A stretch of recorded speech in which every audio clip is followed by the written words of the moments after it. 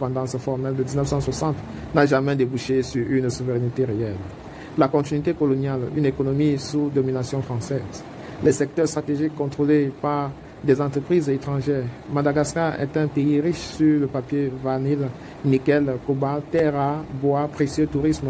Pourtant, ces richesses profitent rarement aux Malgaches. Pourquoi? Parce que plus de 300 entreprises françaises et d'autres multinationales contrôlent l'essentiel des secteurs stratégiques. La vanille, par exemple, Madagascar fournit environ 80% de la vanille mondiale. Mais ce marché est dominé par quelques grandes multinationales, dont certaines françaises, qui fixent les prix et exploitent les productions locales. Les mines, le nickel et le cobalt, ressources stratégiques pour la transition énergétique, sont exploitées par des consortiums étrangers.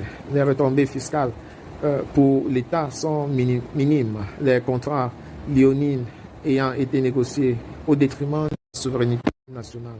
Agriculture et foncière, de vastes terres agricoles sont accaparées par des entreprises étrangères pour des projets d'exportation privant les populations locales de leurs ressources.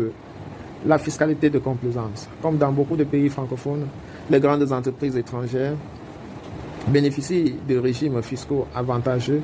Elles payent peu ou pas d'impôts, privant ainsi l'État de recettes essentielles. Résultat, Madagascar reste dépendant de l'aide internationale et des prêts des institutions financières occidentales.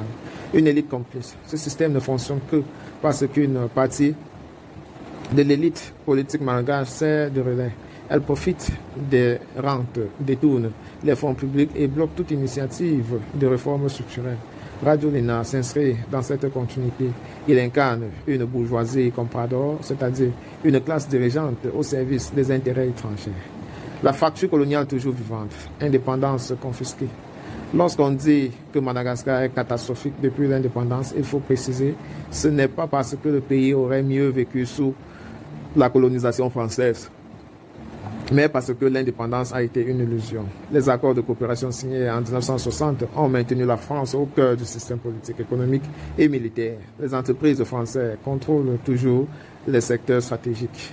La francophonie culturelle et l'ingérence diplomatique perpétuent une dépendance symbolique. Ainsi, Madagascar n'a jamais eu l'occasion d'expérimenter une vraie souveraineté.